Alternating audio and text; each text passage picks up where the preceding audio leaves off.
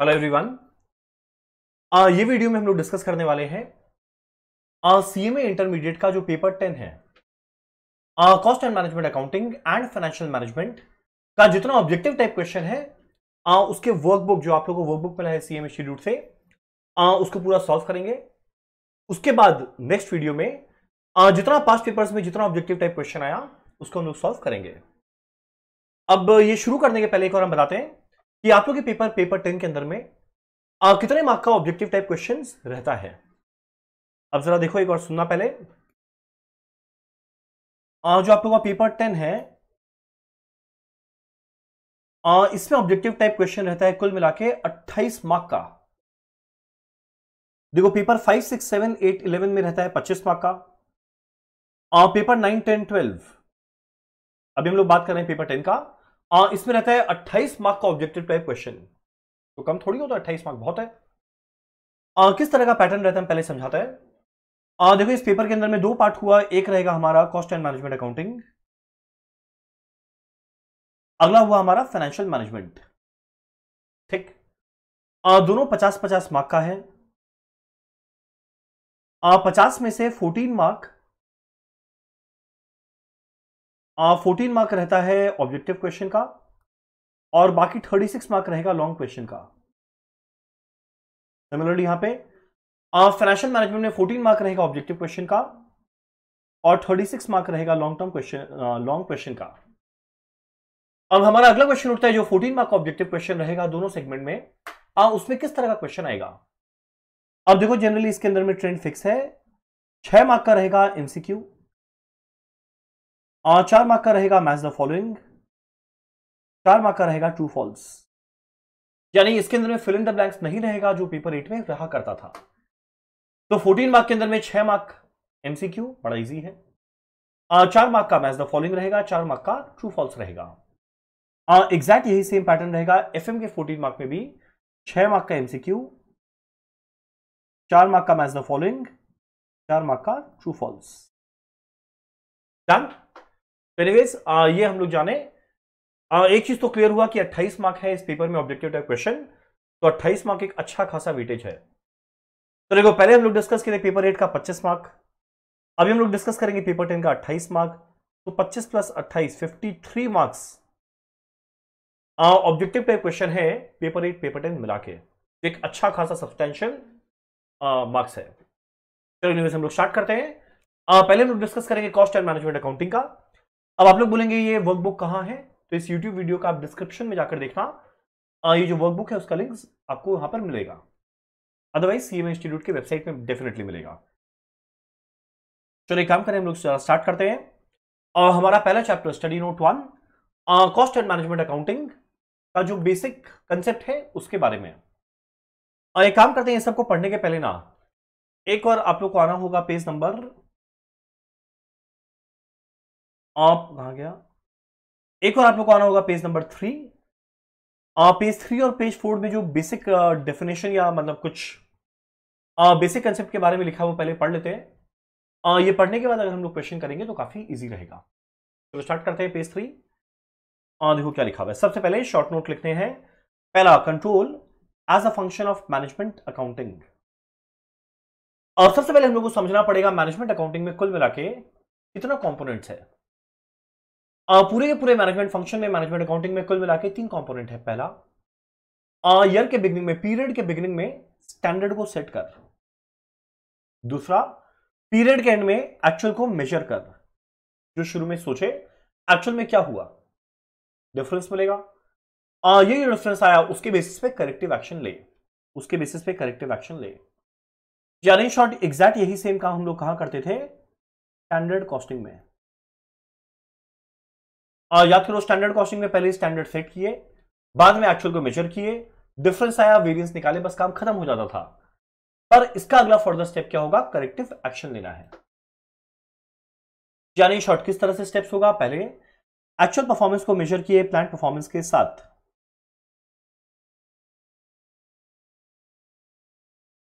Actual performance को major किए plan performance के साथ, और डिफरेंस कैलकुलेट किए, क्या कारण था डिफरेंस का, उसके बाद करेक्टिव एक्शन लेंगे ताकि ऐसा डिफरेंस आगे और फ्यूचर में ना हो, एलिमिनेट हो सके। ठीक है। अब ऑब्वियस सा बात है, ये जो काम रहेगा ये हर एक डिवीजन, हर एक डिपार्टमेंट का रहेगा कि जितना शुरू में सोचा गया था एग्जैक्ट उतना वो करके दे विदाउट एनी डिले, और जो करेक्टिव एक्शन लेना पड़े ना वो कम से कम रहे। ये हर एक डिपार्टमेंट या हर एक डिवीजन का काम रहेगा, जितना डिविएशन हुआ वो बताए विदाउट डिले, और तो उसको तुरंत जल्दी से जल्दी करेक्ट कर पाए। इसी प्रोसेस को हम लोग क्या बोलते हैं, कंट्रोल। वैसे जो हम लोग अपना कॉस्ट का थ्योरी क्लास कर रहे थे, उसका पहले चैप्टर में था बेसिक कंसेप्ट के अंदर में cost control and cost reduction, तो यहां पे कॉस्ट कंट्रोल का ही बात कर रहे हैं।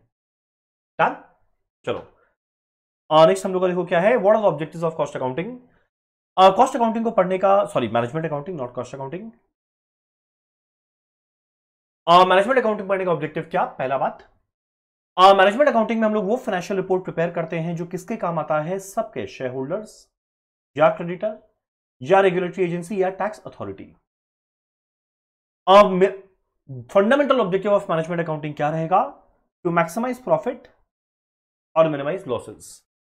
ठीक, प्रॉफिट ज्यादा से ज्यादा कर, लॉस को कम से कम कर। अब ये ऑब्जेक्टिव को पूरा करने के लिए बहुत सारा चीज करेगा, इसके अलावा और फर्दर ऑब्जेक्टिव्स क्या रहेगा, पहला पॉलिसी को फॉर्मुलेट करना, यानी जो प्लानिंग होता है ना, प्लानिंग, ऑर्गेनाइजिंग, डायरेक्टिंग, कंट्रोलिंग, उस टाइप का बात। तो प्लानिंग सबसे प्राइमरी ऑफ फंक्शन है हमारी टॉप मैनेजमेंट का। प्लानिंग किस वजह से, किस तरीका से होगा, प्लानिंग के लिए बहुत सारा कुछ बेसिक इनपुट चाहिए, और जिस इनपुट को ध्यान रखते हुए वो क्या करेगा, प्लान करेगा, डिसीजन लेगा। तो आप याद करो हम लोग डिस्कस करते थे मैनेजमेंट अकाउंटिंग में टॉप मैनेजमेंट क्या करेगा, डिसीजन लेगा, तो हेल्पफुल इन डिसीजन मेकिंग। उस तरह का डेटा रहेगा जिसके द्वारा कॉस्ट, वॉल्यूम और प्रॉफिट पे किस तरह का डिसीजन लेना चाहिए वो लेगा। तो देखो डिसीजन हुआ, अगला पॉलिसी फॉर्मुलेट की यानी प्लानिंग, अगला एक सुपर इंपॉर्टेंट है कंट्रोलिंग, जो जस्ट अभी ऊपर में नोट पढ़ के है कंट्रोलिंग। स्टैंडर्ड आया बाद में कंपेयर करके डिविएशन देख और करेक्टिव एक्शन लेना है। सिंस इस तरह से काम होता रहेगा तो ये लगातार एक अच्छा खासा मोटिवेशन है सारे के सारे मैनेजर्स के लिए कि हाँ, अगर बाई चांस वो लोग को जो टारगेट दिया गया, अगर बाई चांस वो लोग अपने टारगेट को अचीव करते हैं तो डेफिनेटली उनको इस चीज के लिए अप्रेजल में बाय वे ऑफ बोनस या प्रमोशन दिया जाएगा। और anyways interpretation of financial information वो तो ऑब्वियसली जरूरी है ही। तो ये था हमारा objectives of management accounting. Next word है स्ट्रैटेजिक मैनेजमेंट अकाउंटिंग।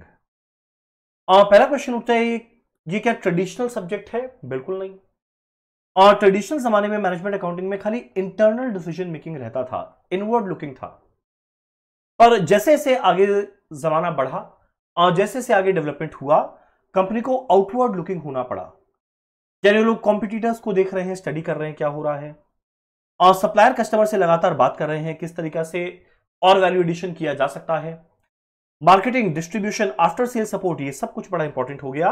यानी शॉर्ट वैल्यू एडिशन काम इंपॉर्टेंट हो गया। यानी ये पुराना सब्जेक्ट नहीं है ट्रेडिशनल, ये बड़ा नए जमाने का मॉडर्न सब्जेक्ट है। तो इसीलिए आप लोग फाइनल में पढ़ेंगे, सीएमए फाइनल के अंदर में बहुत सारा परफॉर्मेंस मेजरमेंट होता है, जैसे target costing, kaizen, life cycle, theory of constraint, benchmarking, ये सारा का सारा कवर होता है स्ट्रैटेजिक मैनेजमेंट में। ये सब को आप लोग डिटेल में पढ़ेंगे सीएमए फाइनल में। अब एक दो आखिरी बात, मेरा डिफरेंस क्या है between cost accounting and management accounting. Cost accounting का बेसिक ऑब्जेक्टिव है कॉस्ट कैलकुलेट करना, यहां पर है प्लानिंग एंड अदर एक्टिविटीज जैसे कि कंट्रोलिंग या डिसीजन मेकिंग करना। नेक्स्ट, यहां पास्ट और प्रेजेंट डेटा के बेसिस पे कॉस्ट अकाउंटिंग होता है, जबकि मैनेजमेंट अकाउंटिंग में डिसीजन लेना है, इसीलिए फ्यूचर पॉलिसी प्लानिंग करना पड़ता है। कॉस्ट अकाउंटिंग का नैरो स्कोप है, ऑब्वियस सा बात है इसका स्कोप काफी वाइड रहेगा। कॉस्ट अकाउंटिंग एक पुराने जमाने का मेथड है पर यह मॉडर्न कंसेप्ट है। यहां पे सेम वही प्रिंसिपल फॉलो हो रहा है जो आज तक चले आ रहा था, यहां कोई स्पेसिफिक रूल या प्रिंसिपल नहीं है। ये डिपेंड करेगा मैनेजर जो है, जो डिसीजन लेने वाला है, उसके माइंडसेट पे, उसके रिस्क एपेटाइट पे, उसका एटीट्यूड पे। लास्ट एक theoretical question, what is the significance of management accounting. पहला, डेलीगेशन ऑफ अथॉरिटी, क्योंकि टॉप मैनेजमेंट खुद काम नहीं कर सकता, उसको डेलीगेट करना पड़ेगा बहुत सारा फंक्शन अपने लो लेवल मैनेजर को। अगला, नीड फॉर मैनेजमेंट, अब ये मैनेजमेंट अकाउंटिंग सब्सटीट्यूट नहीं हो सकता टॉप मैनेजमेंट का, टॉप मैनेजमेंट इसको यूज करता है। अगला, खाली क्वांटिटेटिव नहीं क्वालिटेटिव इंफॉर्मेशन भी चाहिएगा, और एंड ऑब्जेक्टिव ऑफ बिजनेस को इसके साथ अलाइन करके डिसीजन लेना है। एक बेसिक थ्योरी पढ़े, एक और आप लोग का पढ़ा हुआ होना चाहिए, एग्जाम में है तो एटलीस्ट हम लोग को पता रहे। चलो आगे करते हैं फटाफट सारा ऑब्जेक्टिव टाइप क्वेश्चन, जिसके लिए आप लोग को आना पड़ेगा इस बुक में पेज नंबर 1। प्लीज आना पेज नंबर 1। हम इसको थोड़ा जूम कर लेते हैं। क्या हो गया है?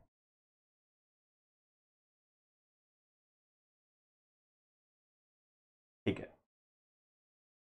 ठीक, चलो पढ़ते हैं। पहले, management accounting is an integral part of management concern with identifying, presenting and interpreting information for formulating strategy था, प्लानिंग कंट्रोल भी था, डिसीजन मेकिंग भी था, यानी आंसर क्या रहेगा? All of the above.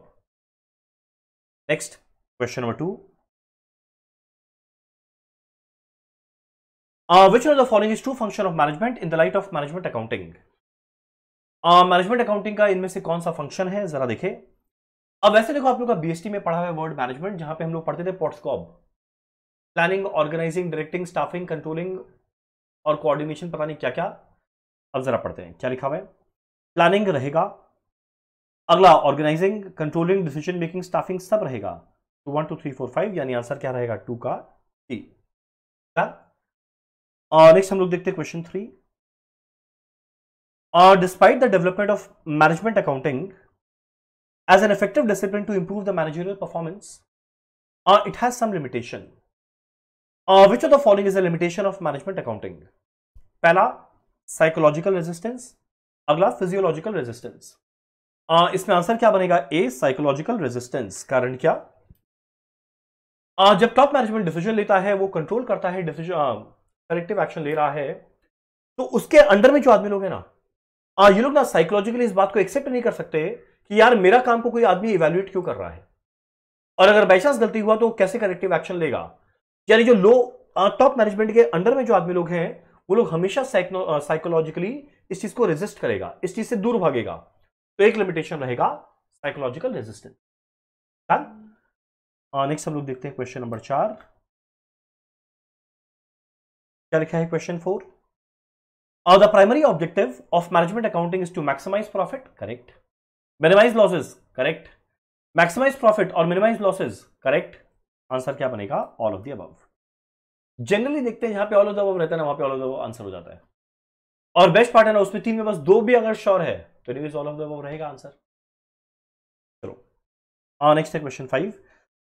Management accounting is concerned with data collection from internal sources, external sources, internal and external हम लोग डिस्कस किए थे। पुराने जमाने में इंटरनल रहता था, पर नए जमाने में इंटरनल एक्सटर्नल दोनों रहता है। तो आंसर क्या रहेगा? C. Next question number 6। Management accounting is concern with accounting information which is useful to the management. This definition is given by, आप लोगों को पता नहीं है, आप लोगों को बस ये नाम याद रखना है। इसका डेफिनेशन दिया हुआ था रॉबर्ट एंथनी के द्वारा। याद करने का बड़ा आसान तरीका, एक मूवी था हमारा एक बार, एंथनी, मिस्टर एंथनी का डेफिनेशन दिया हुआ है।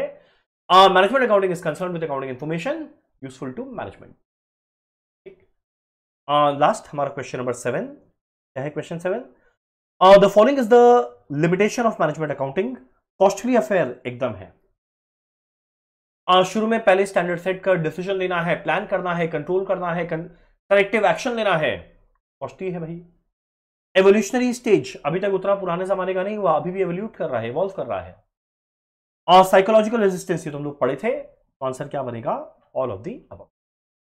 डन। तो हमारा सारा मैच द फॉलोइंग होता है खत्म। अब सॉरी, एमसीक्यू होता है खत्म। और नेक्स्ट हमारा क्या आ रहा है? Match the following. चलो स्टार्ट करते हैं। क्या क्या है? पहला है मैनेजमेंट अकाउंटिंग, अगला है fiduciary accounting, financial accounting and cost accounting. क्या लिखा है? suitable information to internal external user, suitable information to operation management, suitable information to internal user, suitable information to third party। तो देखो, मैनेजमेंट अकाउंटिंग किसके लिए काम आएगा? टॉप मैनेजमेंट के लिए। अगर ये टॉप मैनेजमेंट के लिए काम आएगा, यानी किसके काम आने वाला है? Internal user. वो इंफॉर्मेशन लेगा इंटरनल एक्सटर्नल दोनों, और काम किसके आएगा? किसको सूट करेगा? इंटरनल यूजर्स को। चलो ठीक है, नेक्स्ट। अगला हमारा फिड्यूशरी अकाउंटिंग। फिड्यूशरी अकाउंटिंग के लिए बनेगा थर्ड पार्टी। फिड्यूशरी मतलब क्या हुआ? एक तरह का ट्रस्ट। तो भैया थर्ड पार्टी ट्रस्ट करके एक कंपनी के अंदर में इन्वेस्ट कर रहा है, या कंपनी के साथ कोई भी तरह का कॉन्ट्रैक्ट कर रहा है, तो ये बड़ा इंपॉर्टेंट रहेगा थर्ड पार्टी के लिए। नेक्स्ट, जो मेरा फाइनेंशियल अकाउंटिंग है, ये इंटरनल एक्सटर्नल दोनों के काम आएगा। Cost accounting day to day operation में काम आता है, ऑपरेशन मैनेजमेंट। ठीक, तो आप लोग ये वाला क्वेश्चन देख लेना, ये आप लोगों को ध्यान रखना है। ये हो जाने के बाद हम लोग अपना आखिरी क्वेश्चन करते हैं, ट्रू फॉल्स। चलो, क्या है पहला? Management accounting is a traditional approach to accounting. ना भाई, ट्रेडिशनल ये तो मॉडर्न जमाने का है, हम लोग पढ़े थे ये बात। तो ये क्या बनेगा? False. The information in management accounting system is use for 3 different purposes. एकदम करेक्ट है, अलग अलग डिफरेंट पर्पस के लिए होगा। आपको याद होगा शायद वो 3 पर्पस क्या था। देखो, इसका 3 कंपोनेंट था। सेटिंग स्टैंडर्ड, मेजर करना है, करेक्टिव एक्शन लेना है। तो ये एकदम ट्रू है। Next, management accounting helps in decision making only, not in strategic decision. गलत, स्ट्रैटेजिक डिसीजन में ही हेल्प करता है, false. Question 4, the scope of management accounting is broader than scope of cost accounting. एकदम करेक्ट। ये difference में पढ़े थे, कॉस्ट अकाउंटिंग का स्कोप नैरो है, उसका वाइड है। True. Question number 5, as the report generated by management accounting are not used by any external party, the business enterprises don't need to take care of GAAP. correct. GAAP क्या होता है? Generally accepted accounting principle. तो ये खाली financial information बनाने में काम आता है, जो थर्ड पार्टी यूज करेगा। और मैनेजमेंट अकाउंटिंग को इंडिया से सब क्यों लगाना है? अकाउंटिंग स्टैंडर्ड क्यों लगाना है? उसको डिसीजन लेना है, तो इनमें से कुछ भी फॉलो नहीं करेगा। Next question number 6, management accounting records are kept for public. नहीं भाई, इंटरनल यूजर्स के लिए था, false. Question 7, management accountancy makes corporate planning and strategy effective. True. Planning, strategy, policy formulation, decision making, control, ये सारा keyword था management accounting का। Done. तो इसी के साथ हमारा पहला चैप्टर होता है कंप्लीट। नेक्स्ट हम लोग चलते हैं अपना चैप्टर 2 में, जो आई थिंक है पेज नंबर 5 में शायद। यस, आपको नेक्स्ट आना पड़ेगा पेज नंबर 5।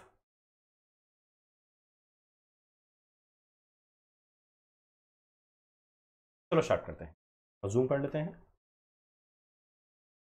चलो, ये चैप्टर है मार्जिनल कॉस्टिंग का, बड़ा मेरा फेवरेट चैप्टर है। क्या लिखा हुआ है जरा देखते हैं।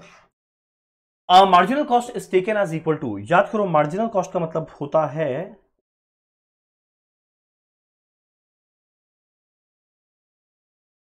Variable cost.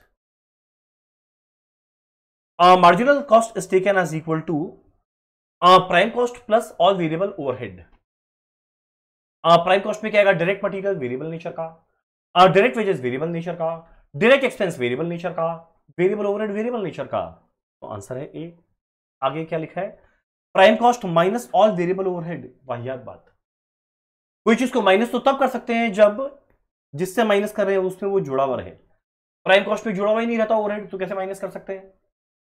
अगला है खाली वेरिएबल ओवरहेड। खाली वेरिएबल ओवरहेड नहीं, सारा वेरिएबल कॉस्ट है। तो आंसर क्या बनेगा? 1 का ए।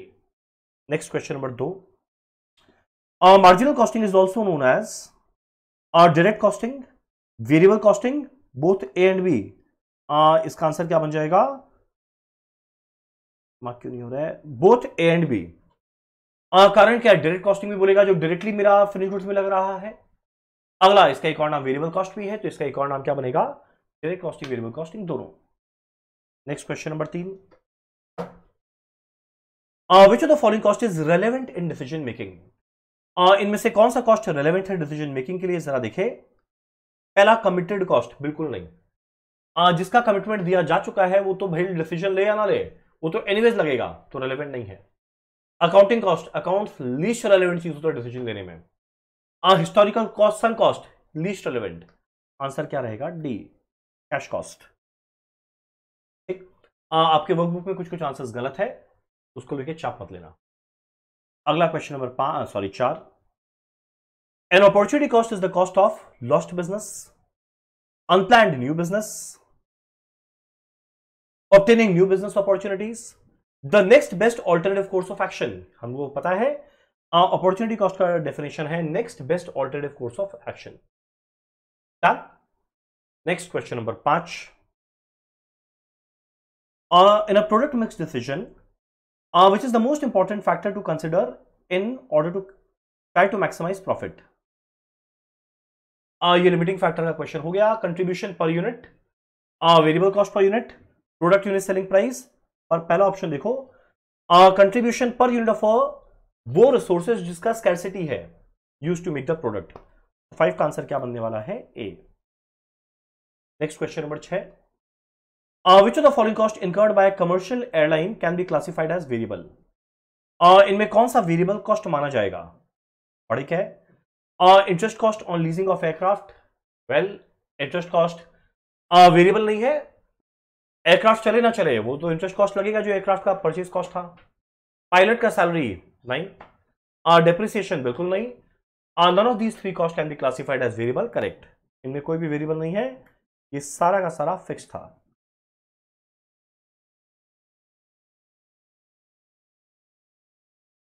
नेक्स्ट हमारा क्वेश्चन नंबर 7।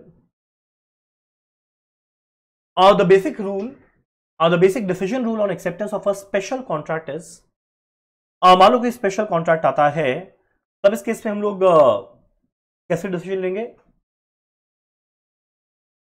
स्पेशल कॉन्ट्रैक्ट में हम आपको याद होगा, ये हम लोग पेपर 10 का मार्जिनल कॉस्टिंग का जब प्रैक्टिकल कर रहे थे हम लोग डिस्कस किए थे कि स्पेशल कॉन्ट्रैक्ट में अगर बाई चांस कंट्रीब्यूशन पॉजिटिव आया, एक्सेप्ट कर ले।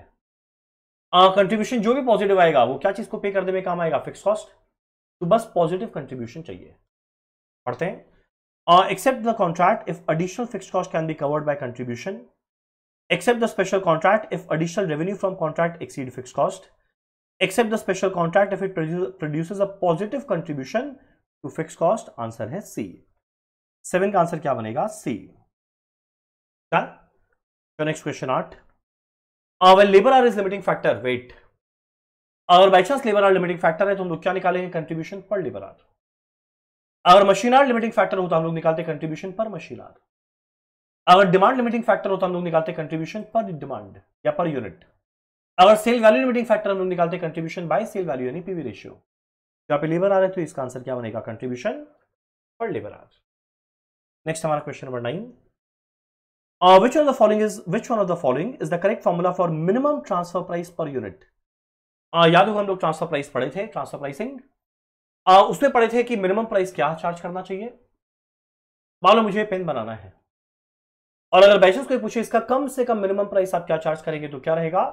जितना इसको बनाने में वेरिएबल कॉस्ट लगा प्लस इसको बनाने के चक्कर में अगर हम बाई चांस कोई और चीज खो रहा है तो इसी से रिकवर करना है, यानी short variable cost per unit plus opportunity cost.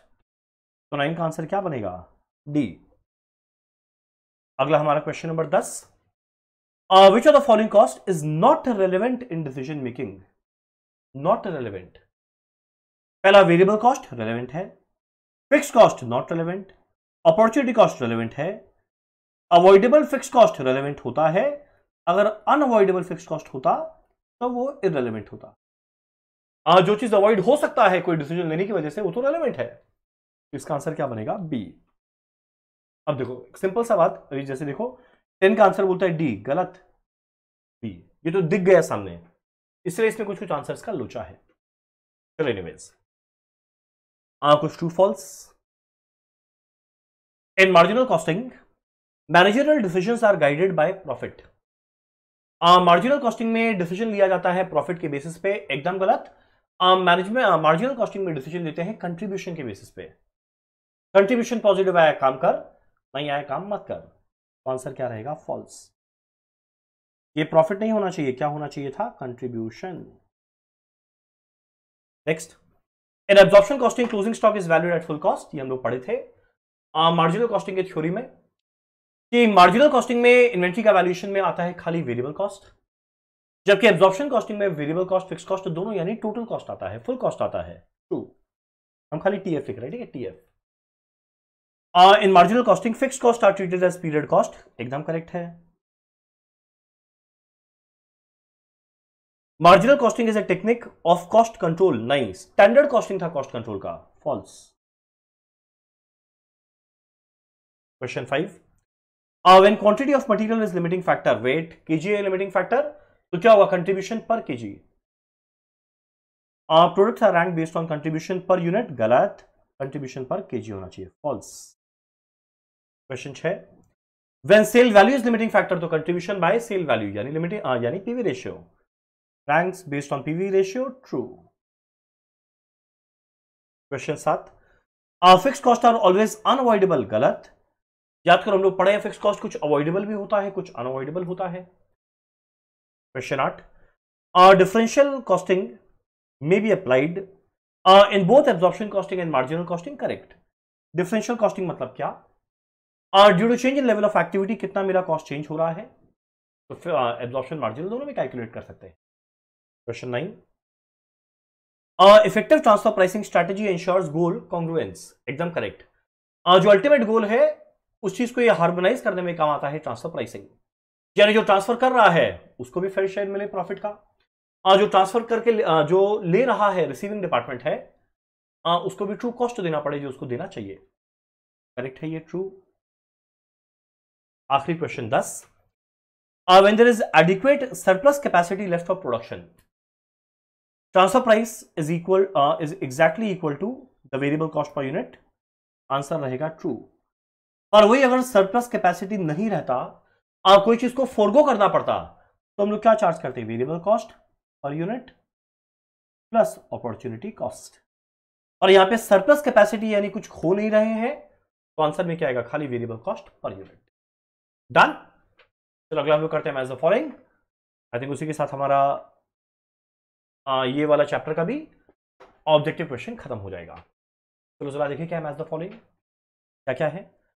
General administrative overhead, marginal costing, make और buy decision, margin of safety, ठीक है, चार ही है ना, तो चार में मैच द फॉलोइंग करना बड़ा आसान होता है। जनरल एडमिनिस्ट्रेशन ओवरहेड कंट्रीब्यूशन नहीं, रेलेवेंट कॉस्ट एडमिन ओवरहेड यानी फिक्स कॉस्ट है, रेलेवेंट नहीं रहेगा। Excess over break even sale, तो बीपीक्यू ये ऊपर आता है उसको मार्जिन ऑफ सेफ्टी बोलते हैं, ये तो ये हो गया। और ये क्या है, unavoidable fix cost. Marginal costing में क्या कैलकुलेट करते हैं, कंट्रीब्यूशन, मेक और बाय में रेलेवेंट कॉस्ट लेते हैं, काफी इजी था। Match the following, I think इसी के साथ वो नहीं, एक और मैच द फॉलोइंग है, इसी के साथ कुछ नहीं हुआ, एक और मैच द फॉलोइंग है। चलो क्या क्या लिखा हुआ है, avoidable fix cost, absorption costing, angle of incidence, transfer pricing, ठीक है। अवॉइडेबल फिक्स कॉस्ट, जो अवॉइडेबल फिक्स कॉस्ट है वो मेरे लिए रेलेवेंट है। अब सोचो कितना स्टूपिड है आप लोग का ये जो बनाया बुक, अवॉइडेबल फिक्स कॉस्ट को रेलेवेंट माना है, आंसर भी वो दिया है। और जो जस्ट अभी लास्ट पढ़े थे विच इज नॉट रेलेवेंट, तो इसमें लोग ऑप्शन डी दिया था, यानी अवॉइडेबल नॉट रेलेवेंट भी है और यहां पे अवॉइडेबल रेलेवेंट भी है। जस्ट इमेजिन करो कोई कैसे ही कर सकता है काम। एनीवेज, अगला एब्जॉर्प्शन कॉस्टिंग में हम लोग क्या लेते हैं, टोटल कॉस्ट, ये हम लोग को पता है। मार्जिनल कॉस्टिंग में खाली वेरिएबल कॉस्ट आता है। Angle of incidence CVP analysis में होता है। ट्रांसफर प्राइसिंग डिवीजन के परफॉर्मेंस को एनालाइज करता है। तो एकदम इजी है। Match the following, true false, MCQ, lollipop है। एक और किया हुआ रहेगा तो और कॉन्फिडेंस आएगा जब एग्जाम में करेंगे। तो टारगेट होना चाहिए जो 28 मार्क का है उसमें कम से कम 24-25 मिले। चलो डन। आई थिंक हो गया, इसी के साथ ये चैप्टर कंप्लीट। नेक्स्ट मुझे आना पड़ेगा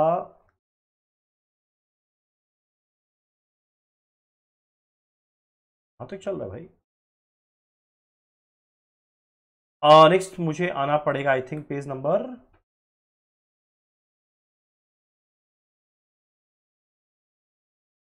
नेक्स्ट, एक मिनट, पेज 26। नेक्स्ट हम लोग को आना होगा पेज नंबर 26। आप लोग प्लीज आना पेज 26 में। पहले हम लोग क्या कर रहे हैं, एमसीक्यू। क्या है? Chapter budget and budgetary control. The budgetary control system is designed to fix responsibilities on executives through preparation of budget, execution of budget, planning of budget, zero based budgeting. Answer क्या रहेगा? Preparation of budget. जैसे ही budget prepare हुआ, अब executive के ऊपर responsibility आ गया, जो budget बनाया गया उसको पूरा करके दे. Next, budgetary control helps as a basis for statutory audit. अगला इंटरनल ऑडिट. अगला बोथ ए एंड बी. अगला none of the above. Stat auditor जो है उसको बजट के से कोई मतलब नहीं है. स्टैट्यूटरी ऑडिटर को मतलब क्या है? जो एक्चुअल में हो गया फाइनेंशियल स्टेटमेंट के, वो true and fair view present कर रहा है नहीं, उसको चेक करता है. जबकि इंटरनल ऑडिट जरूर देखेगा कि शुरू में क्या सोचे, असली में क्या हुआ, ज्यादा कम क्यों हुआ, फिर वो क्वेश्चन पूछेगा टॉप मैनेजमेंट से. तो 2 का आंसर क्या रहेगा? बी. तो नेक्स्ट हमारा question 3. Factors to be considered in production budget. Production budget बनाने के दौरान किस फैक्टर को कंसिडर करना है? पहला प्रोडक्शन प्लान, करेक्ट. अगला कैपेसिटी क्या है? एकदम सही. इन्वेंट्री पॉलिसी क्या है? याद करो जब प्रोडक्शन बजट बनाते थे तो सेल में ऐड करते थे क्लोजिंग एफजी, लेस करते थे ओपनिंग एफजी, यानी इन्वेंट्री पॉलिसी क्या है? वो भी करेक्ट है. आंसर क्या बनेगा? All of the above. Next हमारा question 4. If budgets are prepared of a business concern for a certain period, taking each and every function separately, such budget are called. यानी अगर बाई चांस हर एक department का अलग अलग, हर एक concern का अलग अलग बजट बना रहे हैं ईच एंड एवरी फंक्शन का, तो ऐसे बजट को हम लोग क्या बोलते थे? याद करो, फंक्शन बजट. यानी याद करो, मार्केटिंग वाले का सेल्स बजट, प्रोडक्शन वाले का production budget, raw material consumption budget, purchase department का raw material purchase budget, HR department का एम्प्लॉय कॉस्ट या वेजेस बजट, इसको क्या बोलते थे? Functional budget. नेक्स्ट हमारा question 5. Which of the following is not an example of functional budget. अभी देखो हम जस्ट बहुत सारे एग्जांपल दिया. प्रोडक्शन बजट था. अगला हमारा कॉस्ट ऑफ प्रोडक्शन बजट वो भी है. मटेरियल बजट वो भी रहेगा. आंसर क्या है? नन. सारा का सारा फंक्शनल बजट है. नेक्स्ट हमारा question 6. Which of the following is an essential of budget. ये हम लोग बजट चैप्टर में जब थ्योरी पढ़े थे तब डिस्कस किए थे. It is prepared for a definite future period, correct. It is a statement prepared prior to a defined period of time, correct. The budget is monetary and या और quantitative statement of policy. Answer है all of the above. अगर आप लोग budget का definition पढ़ेंगे तो उसी डेफिनेशन के अंदर में ये तीनों बात आता था. क्वेश्चन 6 हो गया. अगला हम लोग कर रहे हैं क्वेश्चन नंबर 7. पढ़ो क्वेश्चन 7 क्या लिखा हुआ है. When preparing a production budget, the quantity to be produced is equal to, रटना नहीं, आप लोगों को पता है. याद करो एक चीज, opening FG plus production minus closing FG is equal to sale. यानी मेरा प्रोडक्शन क्या आएगा? Sale plus closing FG minus opening FG. तो प्रोडक्शन क्या आएगा? Sale plus closing FG minus opening FG. Answer क्या बनेगा? बी. तो देखना क्वेश्चन नंबर 7 का आंसर बना है बी. Very easy. नेक्स्ट हमारा है question number 8. In comparing a fixed budget with a flexible budget. याद करना बजट चैप्टर के थ्योरी को बहुत डिटेल में डिस्कस किए थे. What is the reason for difference between profit figures in the two budget? Different level of activity. बस correct. Fixed budget के अंदर में मान लो 5000 यूनिट का सोचे तो वही रहता है, जबकि फ्लेक्सिबल बजट में अगर 6000 यूनिट का है तो लोग 6000 यूनिट का बजट बनाते हैं. कैसे? वेरिएबल कॉस्ट को चेंज करके फिक्स्ड कॉस्ट सेम रखे, सेमी वेरिएबल को फिक्स्ड वेरिएबल में बांट के. तो different level of activity. Next हमारा question number 9.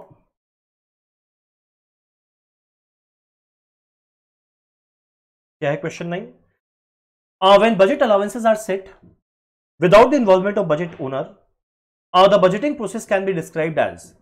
When budget allowances are set without the involvement of budget owner, यानी जो एक्चुअल में बजट जिसपे पूरा करना है उसको बिना पूछे अगर बाई चांस बजट बन रहा है उसको बोलते हैं टॉप डाउन बजट.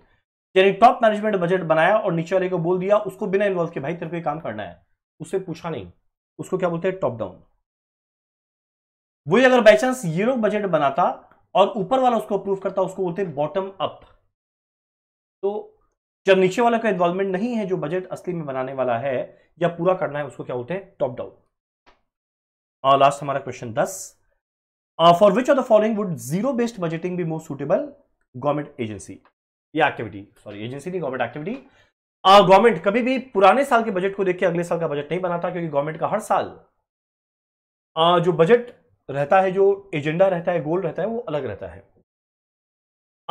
कोई साल में अगर एजुकेशन को प्रमोट करना है, वो एजुकेशन से लेके आएगा। कोई साल में अगर भारत को स्वच्छ करना है, स्वच्छ भारत अभियान लेकर आएगा। कोई साल में कुछ और चीज करना है तो नेक्स्ट वो लेकर आएगा। तो अलग अलग साल अलग अलग उसका एजेंडा रहता है, गोल रहता है, उसके हिसाब से बजट बनाता है। यानी जीरो बेस्ड बजटिंग मतलब क्या? जहां पे बेस कुछ नहीं है, जीरो बेस्ड बजटिंग। नेक्स्ट हमारा मैच द फॉलोइंग, पढ़ते हैं क्या क्या है। पहला प्रिंसिपल बजट फैक्टर, अगला इंक्रीमेंटल बजटिंग, अगला ZBB जीरो बेस्ड बजटिंग, अगला मास्टर बजट। पहला बात तो देखो, मास्टर बजट क्या होता है? सारे के सारे बजट के एक समरी। तो देख भाई, मास्टर बजट क्या है? समरी बजट हो गया। नेक्स्ट प्रिंसिपल बजट, पहला बजट हमेशा क्या चीज का बनता है? सेल्स का। तो ये हो गया सेल्स का, correct. Next incremental budgeting, encourages slack, और ZBB rationalisation. ZBB zero based budgeting, यानी कोई बेस नहीं है, रैशनली नए सिरे से बजट बनाना है। तो नेक्स्ट हम लोग करते हैं ट्रू फॉल्स। उसी के साथ हमारा आई थिंक ये चैप्टर कंप्लीट हो जाएगा, करेक्ट। पढ़े क्या लिखा है? पहला, a budget is not a quantitative statement. A budget is not a quantitative, वाहियात बात कर रहा है, क्वांटिटेटिव है। आंसर क्या रहेगा? False. The principal budget factor is the factor which limits the activities of an organization, correct? इसको principal budget factor बोलते थे, या लिमिटिंग फैक्टर बोलते थे, या की फैक्टर बोलते थे। The flexible budget also called as sliding scale budget, correct? Sliding scale, यानी जो लेवल ऑफ एक्टिविटी चेंज होगा तो हम लोग बजट को भी स्लाइड करके चेंज कर सकते हैं। True. Question 4, the budget is imposed by lower management. नहीं भाई, high management, top management.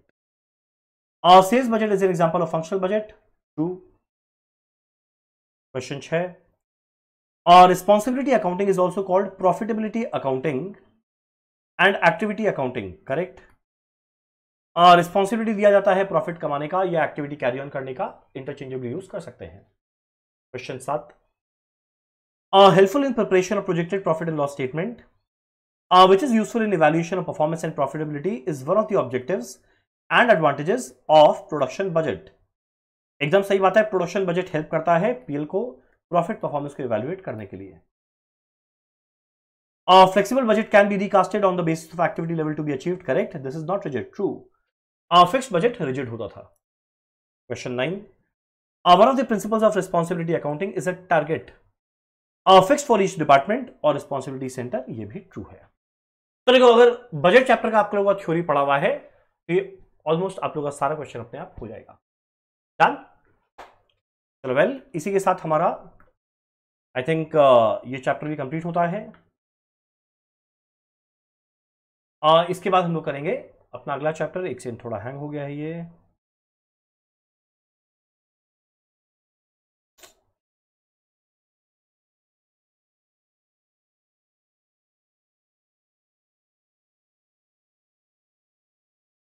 Hang हो गया मुझे।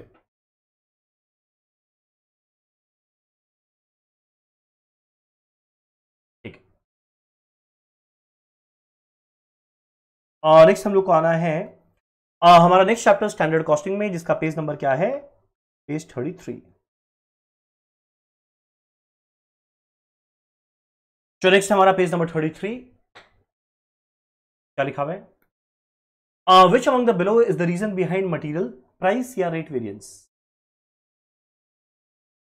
रेट वेरियंस का कारण क्या क्या हो सकता है? Change in basis purchase price of material. अगर by chance purchase price of material में बदलाव आया तो ऑब्वियस होता है रेट चेंज होगा, मेरा रेट वेरियंस आएगा, correct.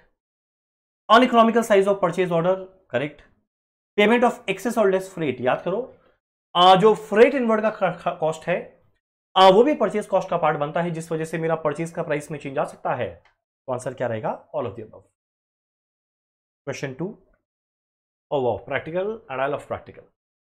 Standard cost of a material for output of 2600 unit is 71,500। Actual output बनाए 2550। मेरा मटेरियल मिक्स वेरियंस दिया है 1095। What will be the material usage variance? Okay, इसके लिए चाहिएगा मुझे कैलकुलेटर।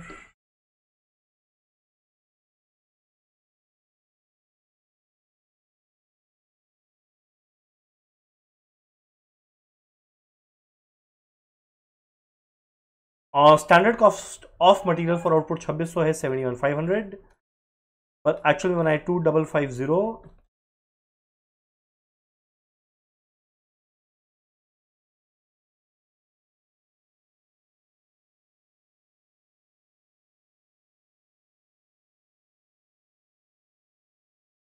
तो इसका आंसर आएगा 2470। कैसे आया बताते हैं। Standard cost for actual output क्या रहेगा? देखो 71,500 था कितने यूनिट के लिए? 2600। और एक्चुअल में कितना बनाया है? 2550। तो देखना ये कितना आएगा। 70125। चलिए, मेरा standard cost for actual output आया इतना, करेक्ट। नेक्स्ट, मेरा शुरू में स्टैंडर्ड कॉस्ट कितना सोचा गया था? 71,500। तो अगर हम लोग मटेरियल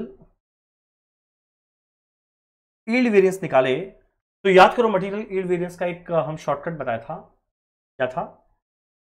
कितना कॉस्ट लगना चाहिए था स्टैंडर्ड आउटपुट के लिए? इतना। एक्चुअल आउटपुट के लिए क्या लगा? इतना। तो जो डिफरेंस आया वो किस वजह से आया? आउटपुट की वजह से। तो मेरा यील्ड वेरिएंस आएगा जो क्या बन जाएगा? 71,500 70125 का डिफरेंस अगर आप लोग कैलकुलेट करेंगे आएगा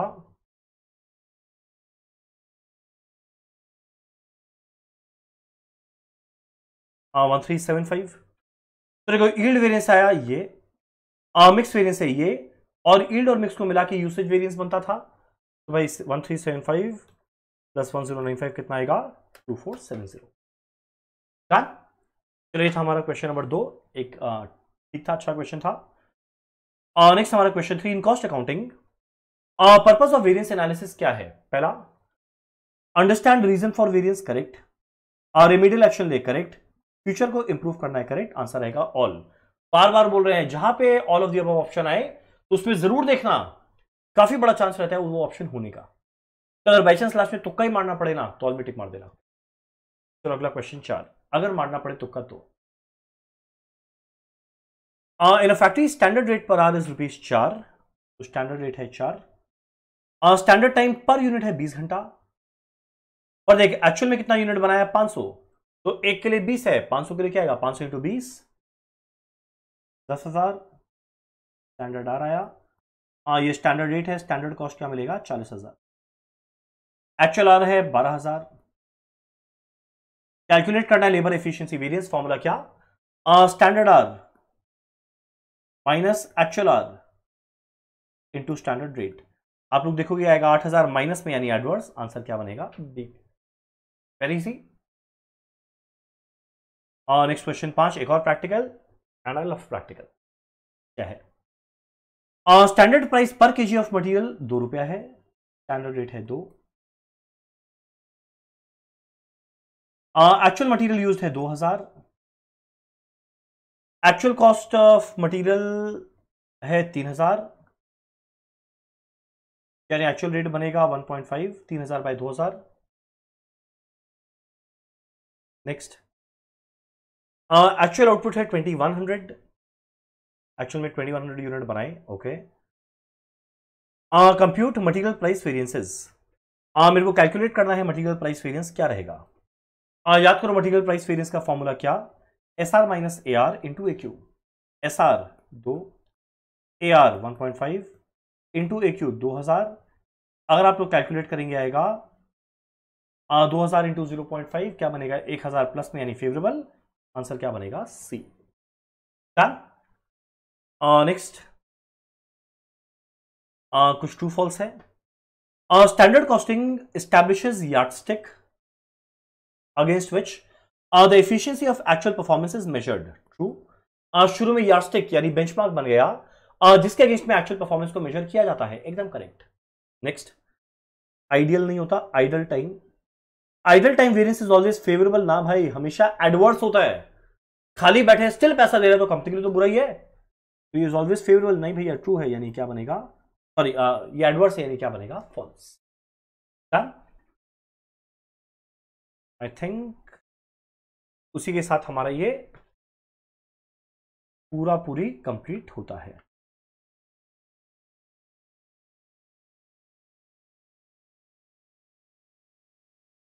ये लर्निंग कर्व वाला ऑलरेडी हम लोग डिस्कस कर लिए थे जब लर्निंग कर्व चैप्टर पढ़े थे सीएमए पेपर 10 के एक्स्ट्रा क्लास में, तो हम इसको वापस से रिपीट नहीं कर रहा है। और इसी के साथ हमारा कॉस्ट एंड मैनेजमेंट अकाउंटिंग का वो पार्ट ए होता है कंप्लीट। सेक्शन बी वाला हम लोग डिस्कस करेंगे अपना नेक्स्ट वीडियो में। चलो डन, थैंक यू।